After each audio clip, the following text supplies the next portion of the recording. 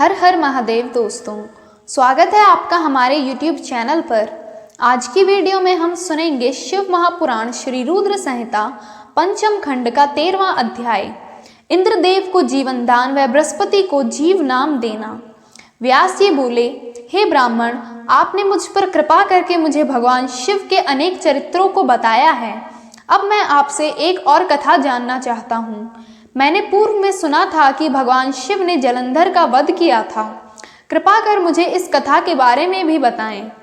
सूत जी बोले कि जब व्यास जी ने महामुनि से इस प्रकार पूछा तो संत कुमार जी बोले, हे महामुनि, एक बार की बात है कि देवगुरु बृहस्पति और देवराज इंद्र भगवान शिव के दर्शन करने के लिए कैलाश पर्वत पर गए।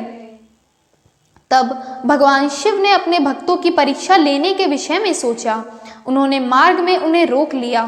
कैलाश पर्वत के रास्ते में ही वे अपना रूप बदलकर तपस्वी का वेश धारण करके बैठ गए।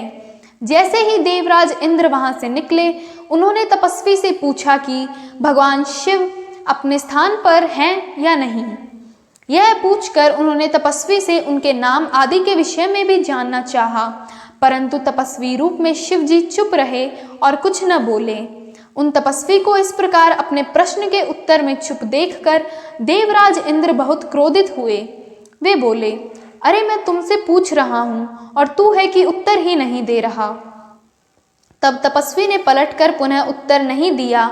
तब इंद्र ने हाथ में वज्र लेकर तपस्वी रूप धारण किए भगवान शिव पर आक्रमण कर दिया, परंतु शिवजी ने तुरंत पलटवार करते हुए इंद्र के हाथ को पीछे ढकेल दिया।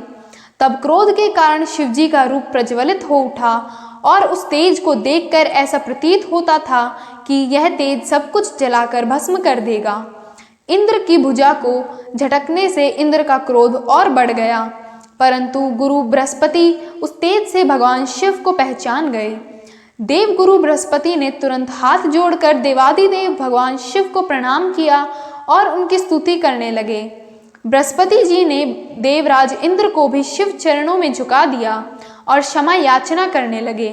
वे बोले कि हे प्रभु, अज्ञानतावश हम आपको पहचान नहीं पाए। भूलवश आपकी अवहेलना करने का अपराध देवराज इंद्र से हो गया है। हे भगवान, आप तो करुणा निधान हैं। भक्त वत्सल होने के कारण आप सदा अपने भक्तों के ही वश में रहते हैं। प्रभु, कृपा करके इंद्रदेव को क्षमा कर दीजिए। बृहस्पति जी के ऐसे वचन सुनकर त्रिलोकीनाथ भगवान शिव बोले कि मैं अपने नेत्रों की ज्वाला नहीं रोक सकता। तब बृहस्पति जी बोले कि प्रभु, आप इंद्रदेव पर दया कीजिए और अपने क्रोध की अग्नि को कहीं और स्थापित कर देवराज का अपराध क्षमा कीजिए। तब भगवान शिव बोले, हे बृहस्पति, मैं तुम्हारे चातुर्य से प्रसन्न हूँ।